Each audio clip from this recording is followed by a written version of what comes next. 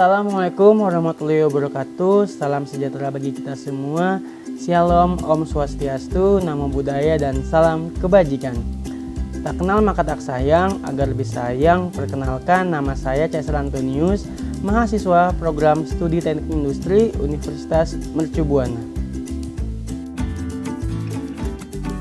Indonesia merupakan produsen minyak kelapa sawit terbesar di dunia dan industrinya telah menjadi andalan dalam perekonomian karena kelapa sawit menjadi salah satu sumber penghasil devisa dari ekspor sektor pertanian. Sejak tahun 2000, industri minyak sawit di Indonesia berkembang pesat dan mempengaruhi dinamika persaingan antar minyak nabati, termasuk bentuk kampanye hitam dan tuduhan sebagai pemicu deforestasi di Indonesia.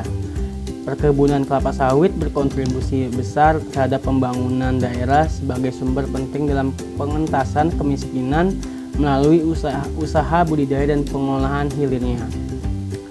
Usaha budidaya kelapa sawit memberikan pendapatan yang dapat diandalkan bagi sebagian besar penduduk miskin pedesaan di Indonesia, terutama di Sumatera dan Kalimantan. Lapangan pekerjaan yang dapat disediakan dari subsektor perkebunan kelapa sawit di Indonesia berpotensi mencapai lebih dari 6 juta sehingga menjadi salah satu jalan untuk mengatasi kemiskinan masyarakat. Fakta-fakta kelapa sawit. Minyak kelapa sawit adalah yang paling serbaguna dari semua jenis minyak nabati. Minyak ini dapat dirafinasi menjadi berbagai produk dengan karakteristik fisik, titik leleh, dan tekstur yang berbeda. Daftar tersebut mencakup makanan, kosmetik, bahan bakar nabati, produk farmasi, dan suplemen pakan ternak. Dan yang terakhir ada manfaat sawit bagi keberlangsungan rakyat Indonesia.